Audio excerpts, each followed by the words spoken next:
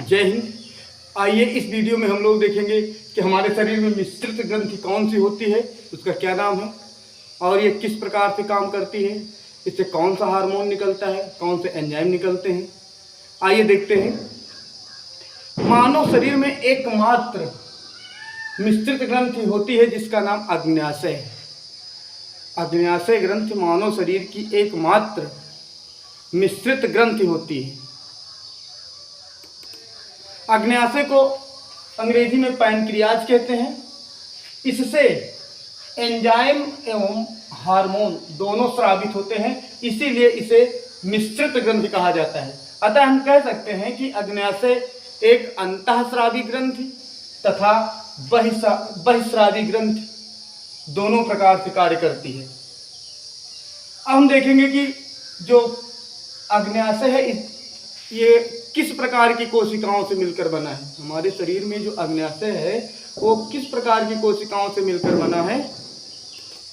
तो हमारा जो अग्न्याशय है वो लैंगरहैंस की द्वीपिकाओं से मिलकर बना होता है। अब आइए हम देखते हैं कि किस प्रकार से बहिस्रावी ग्रंथि की तरह कार्य करता है और किस प्रकार से अंतःस्रावी ग्रंथि की तरह कार्य करता है। तो सबसे पहले हम देखेंगे कि यह किस प्रकार से बहिस्रावी ग्रंथि की तरह कार्य करता है। देखो, जब ये बहिस्रावी ग्रंथियों की तरह कार्य करेगा तब यह उत्पन्न करेगा, यह स्रावित करेगा एंजाइम। कौन सा एंजाइम स्रावित करता है देख लेते हैं। लिख दे रहे हैं।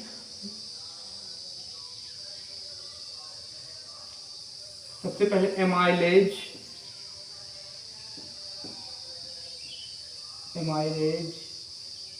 दूसरा लाइपेज और तीसरा ट्रिप्सिन।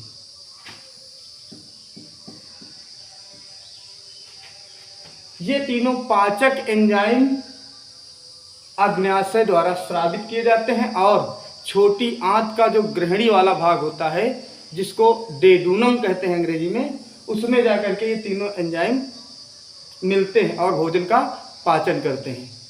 ये तो खैर हम पाचन वाले चैप्टर में देखेंगे। फिलहाल देख लेते हैं कि अब जो ये अग्न्याशय ग्रंथि है ये अंतःस्रावी ग्रंथि की तरह कैसे कार्य करता है। तो जब ये एंजाइम स्रावित करेगा तब बहिस्रावी की तरह, और जब ये हार्मोन स्रावित करेगा तब ये अंतःस्रावी ग्रंथि की भांति काम करेगा। इसलिए देखते हैं कि ये किस हार्मोन का स्रावन करता है। देखो, जब ये हमारे शरीर में अंतःस्रावी की भांति कार्य करेगा तब ये 3 प्रकार के हार्मोन स्रावित करता है। जो अग्न्याशय की लैंगरहैंस की द्वीपिकाएं होती हैं उनमें कोशिकाएं पाई जाती हैं क्रमशः अल्फा, बीटा और गामा। ये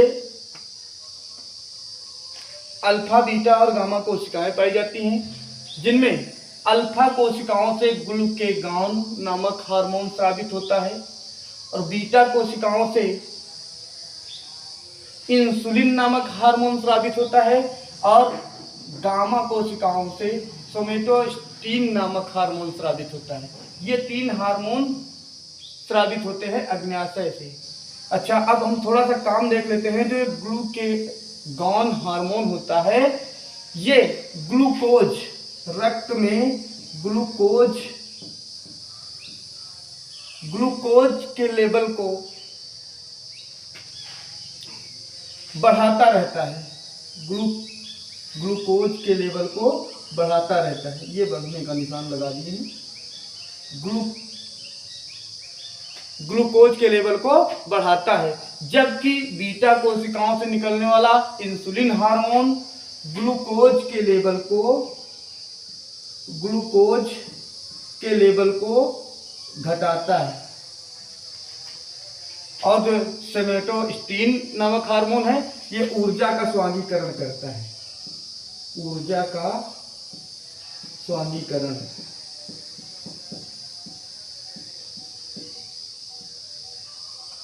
अब देखो, आप लोग देखेंगे हमारे शरीर में जो ग्लूकेगॉन हार्मोन है ये रक्त में जो ग्लूकोज पाया जाता है उसके लेवल को बढ़ाता रहता है जिससे रक्त में ग्लूकोज का स्तर कम ना होने पाए। और फिर ये जो इंसुलिन हार्मोन है ये ग्लूकोज के लेवल को घटाता रहता है। इसीलिए आप लोग देखे होंगे कि जिन लोगों में इंसुलिन की कमी हो जाती है उनको एक बीमारी हो जाती है जिसे मधुमेह रोग कहते हैं। वो शुगर के मरीज हो जाते हैं। क्यों? क्योंकि उनका जो ग्लूकोज है वो इस ग्लूकोज का स्तर बढ़ता चला जाता है, उसको घटाने के लिए इंसुलिन हार्मोन नहीं होता है, इसीलिए उनका ग्लूकोज स्तर लगातार बढ़ता जाता है। इंसुलिन का क्या काम होता है देखते हैं।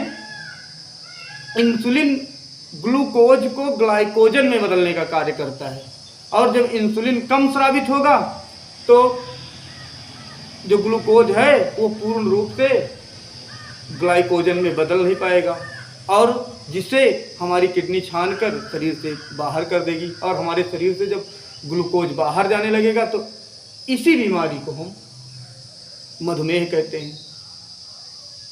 प्रश्न भी पूछा जाता है कि किस हार्मोन की कमी से मधुमेह रोग हो जाता है, तो आप लोगों को पता चल गया होगा कि इंसुलिन हार्मोन की कमी से मधुमेह रोग हो जाता है। ये जो अग्न्याशय ग्रंथि है ये हमारे शरीर की दूसरी सबसे बड़ी ग्रंथि है। पहली सबसे बड़ी ग्रंथि लीवर और दूसरी सबसे बड़ी ग्रंथि अग्न्याशय, पैनक्रियाज जिसको कहते हैं। आशा करते हैं कि आप लोगों की समझ में वीडियो आ गया होगा। आप लोग इसका स्क्रीनशॉट ले लीजिए।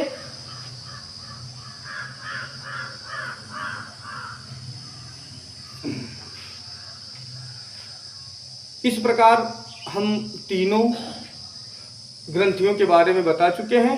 अब किसी अगले टॉपिक पर